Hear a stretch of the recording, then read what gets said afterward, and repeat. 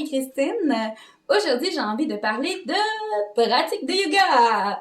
Donc, en fait, à toutes les séances que vous assistez en classe, vous avez peut-être remarqué, on divise le tout entre trois principales parties.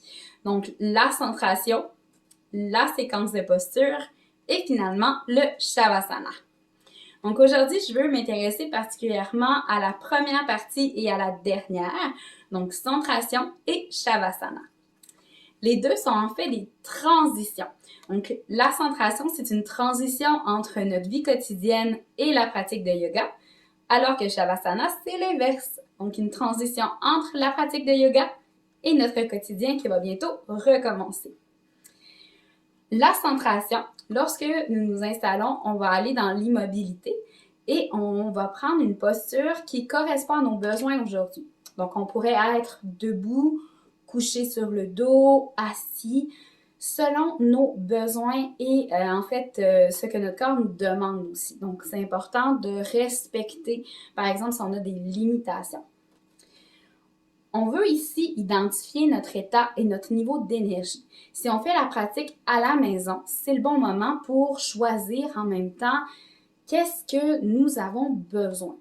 Donc, en faisant notre centration, on vérifie comment ça va au niveau de notre état mental, émotionnel, notre énergie et notre état physique. Donc, parfois, on peut arriver sur le tapis en étant très énergique, mais une énergie qui ne se contrôle pas, une énergie qui fait en sorte qu'on aurait envie de faire un peu n'importe quoi. Donc, pour certaines personnes, à ce moment-là, ce qui est intéressant, ça va être une pratique qui est plus fluide, qui est plus active. Pour d'autres personnes, on va avoir besoin de faire une longue centration.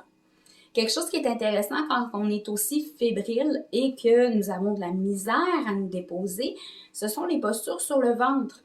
Donc, tout simplement un crocodile allongé sur le ventre, le front déposé sur les mains, c'est une belle façon pour ramener le regard vers l'intérieur.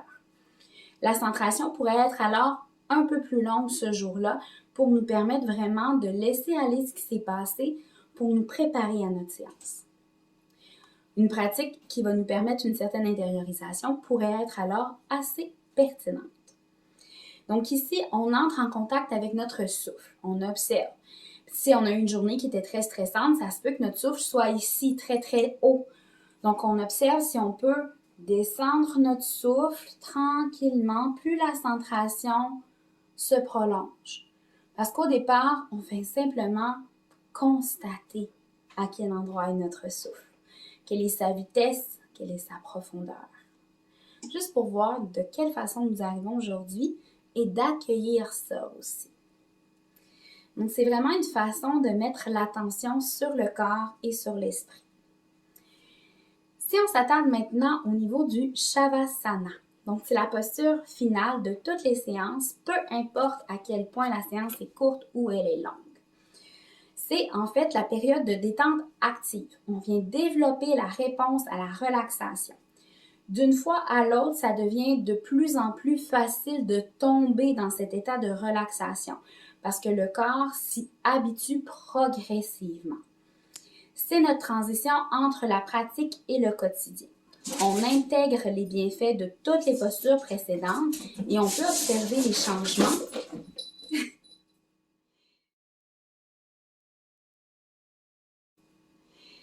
entre les postures que nous avions faites, donc entre notre centration au début et ensuite maintenant notre Shavasana. Quelle transformation notre pratique de yoga nous a amené ce jour-là. Aussi, la pratique, de façon générale, va être entre 5 et 15 minutes pour vraiment permettre au corps de se relâcher le plus possible et d'activer le système nerveux parasympathique. On remarque alors une baisse de la tension et on développe vraiment un lâcher-prise. Shavasana, c'est le mot en sanskrit. Il est souvent traduit en français par la posture du cadavre. J'aime beaucoup la façon de dire qui s'appelle coucher de soleil, qu'on voit un peu plus notamment dans le domaine du yoga en oncologie. Donc, en fait, ce qu'on veut ici, c'est développer une relation émotionnelle avec notre propre mort. Donc, on accepte la mort de quelque chose pour mieux renaître et faire place à ça. Donc, ici, c'est la fin de notre pratique pour renaître dans notre quotidien. C'est super intéressant d'aller travailler de ce côté-là. Par contre, le Shavasana, on le fait souvent allongé sur le dos, mais on peut être allongé sur le côté ou encore assis ou dans une posture de yoga. Mais c'est souvent une posture qui, en réalité, amène un certain défi. On a déjà parlé dans des vidéos.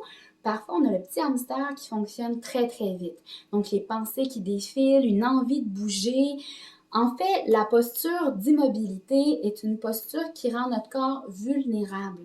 Donc, la première chose que notre cerveau nous dit quand on est immobile, c'est « Bouge! Faut que tu bouges! Ah, ça gratte! Ah, ça, c'est pas correct! Ah, t'as froid là! » Automatiquement, il veut amener un mouvement parce que le corps est fait pour bouger.